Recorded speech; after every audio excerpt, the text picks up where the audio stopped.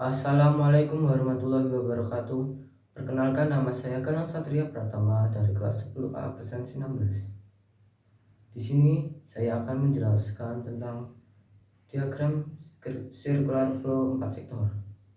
Sebelumnya, apa yang dimaksud dengan circular flow diagram 4 sektor?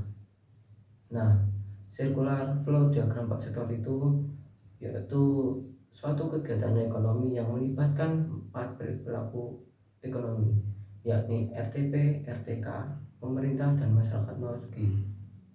Nah, dalam diagram 4 sektor tersebut ada faktor produksi yang dibagi menjadi 4, yaitu SDA, SDM, modal, dan skill.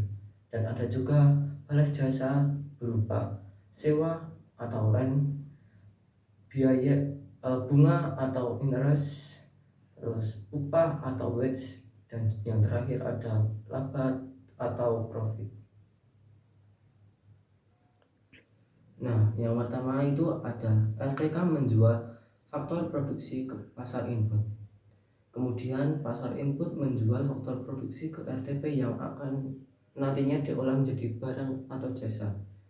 Yang ketiga ada RTP menjual barang dan jasa ke pasar output. Lalu pasar output menjual barang dan jasa ke RTK.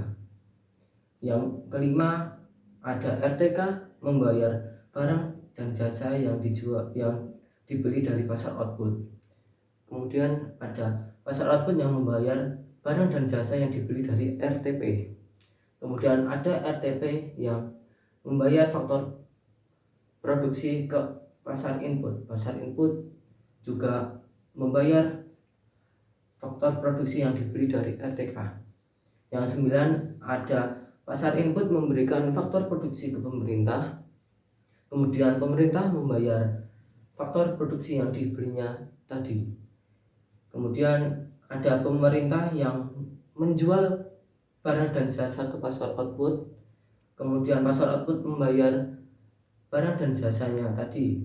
Kemudian ada pasar output yang memberikan atau menjual barang dan jasa ke pemerintah, dan juga pemerintah membayar barang dan jasa yang dibelinya dari pasar output. Kemudian ada yang 15 yaitu RTK membayar pajak ke pemerintah. Kemudian pemerintah memberikan subsidi atau fasilitas kepada RTK. Kemudian RTP membayar pajak ke pemerintah. Kemudian pemerintah memberikan subsidi dan fasilitas ke RTP. Terus kemudian ada pasar output mengekspor barang dan jasa ke masyarakat luar negeri, yang kemudian masyarakat luar negeri akan membayar barang dan jasa berupa devisa. Kemudian pasar output mengimpor barang dan jasa dari masyarakat luar negeri, yang kemudian pasar output akan membayar barang dan jasa yang dibelinya tadi.